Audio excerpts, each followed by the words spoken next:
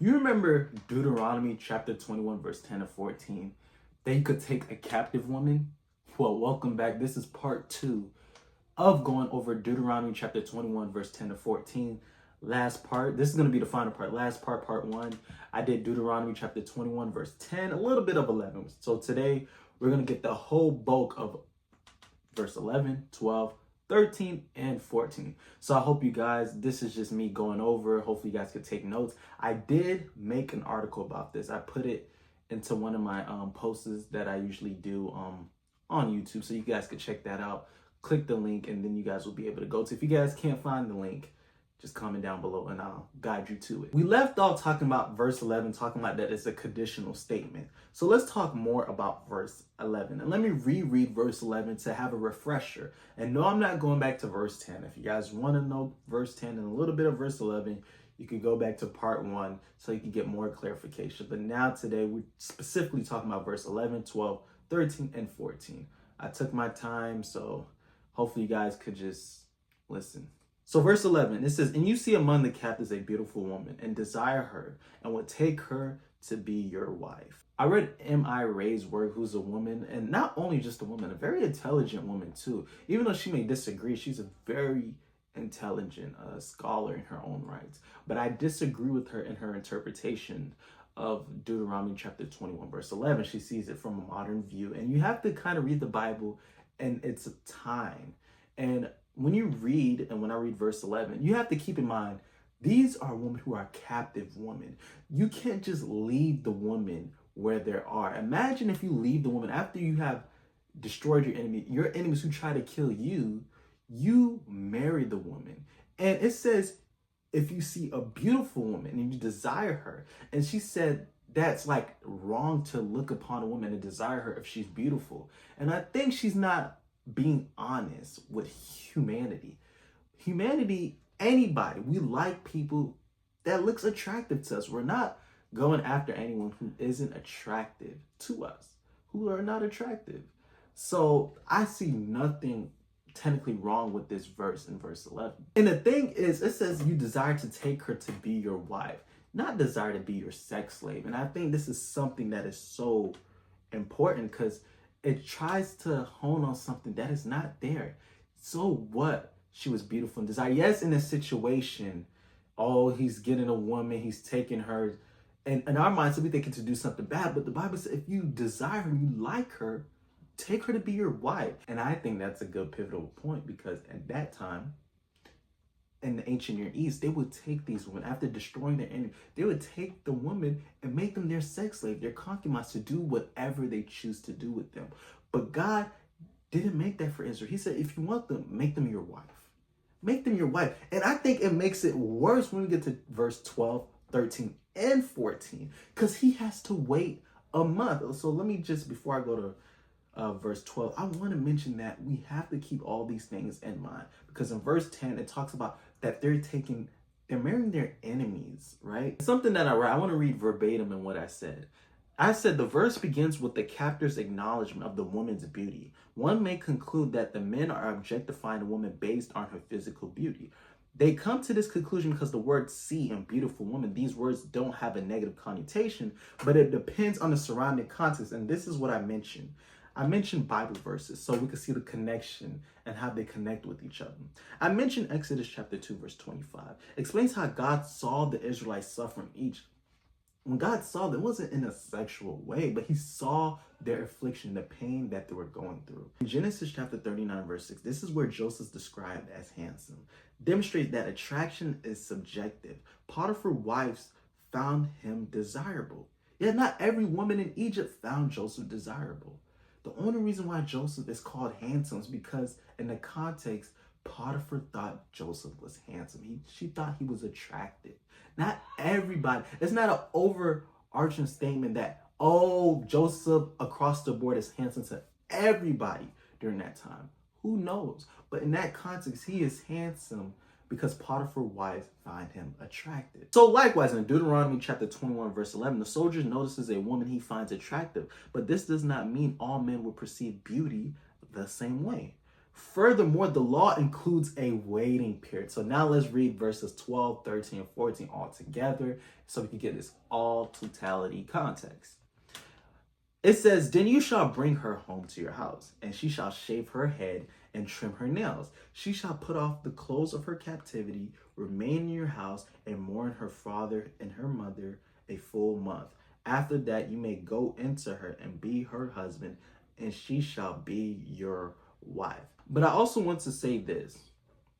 When we look at verse 11, one may pose a question regarding why God didn't just ban taking women captive altogether. If Israel had been told, do not take any woman as captive, the woman would have been left defenseless, either killed or enslaved by worse nations or forced into prostitution for survival. Instead of Israel, they were just taken as wives. When we look at verse 12, 13, I had many interpretations.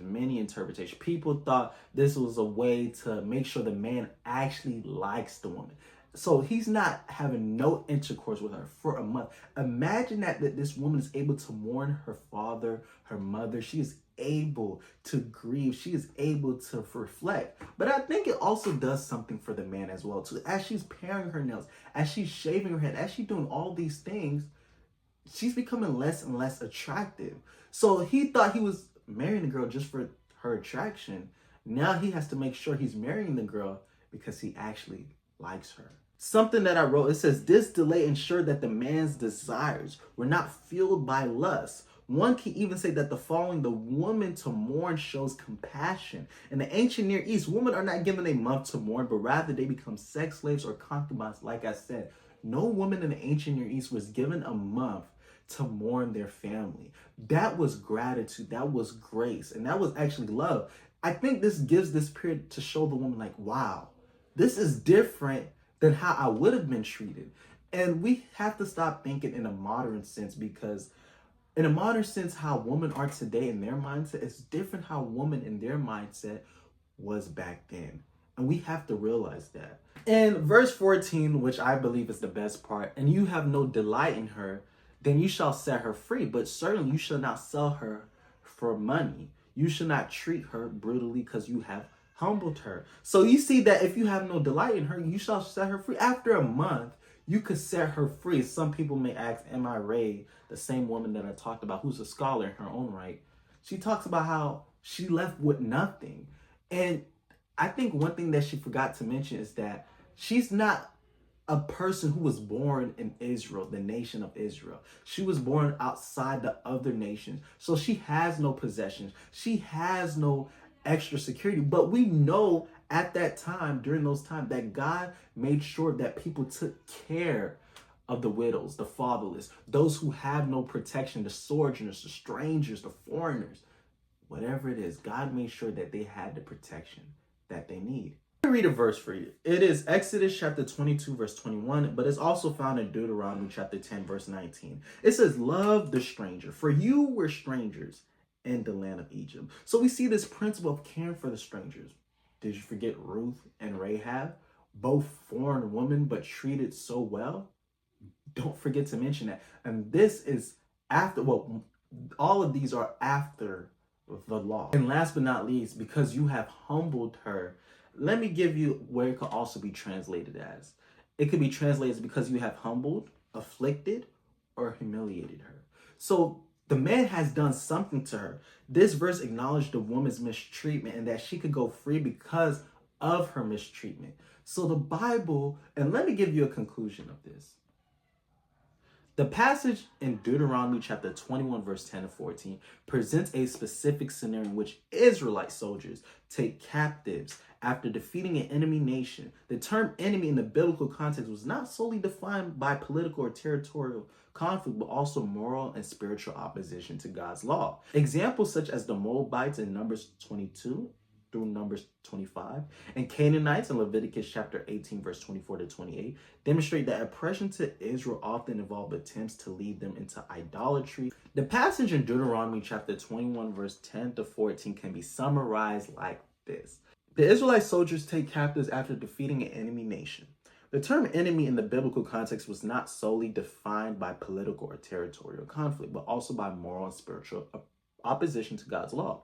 Examples such as the Moabites, Numbers chapter 22 through Numbers chapter 25, and Canaanites, Leviticus chapter 18, verse 24 to 28, demonstrate that opposition to Israel often involve attempts to lead them into idolatry and immorality. Some critics argue that the passage reflects male objectification of women or an erasure of the ethnic identity, but such interpretations fail to consider the historical and culture context. The law regulated marriage to protect captive women from being treated as sex slaves, implementing safeguards such as a waiting period and prohibition of mistreatment. Additionally, Deuteronomy chapter 21 verse 14 ensures that if a man no longer desires the woman, he must set her free rather than sell or exploit her. Scholar M.I. Ray argues that foreign women were marginalized because they were released without the aid granted to Hebrew wives. However, this argument assumes that continued dependence within a patriarchal system is preferable to freedom. While Hebrew wives had societal protections from birth, captive women often had no surviving family to offer support. The law emphasis on fair treatment of foreigners, like I mentioned, Exodus chapter 22, verse 21, Deuteronomy chapter 10, verse 19 suggests that these women were integrated into Israel's society, as seen with Ruth and Rahab. Praise because you have humbled her acknowledges that the woman was in an uncomfortable position, and her freedom served as recognition of her mistreatment rather than an act of neglect. When we take a look at Deuteronomy chapter 21, verse 10 and 14, I'm convinced that people just like to paint a bad picture on this passage. Yes, on surface, it may not seem good, but if you read things in its historical context, read these things in the context that it was written in, it makes sense and it makes things easy to understand. After doing Deuteronomy chapter 21, verse 10 to 14, I'll be doing Leviticus chapter 25, verse 44 to 46, where I'll go more in depth about this passage. And let me read this passage for you.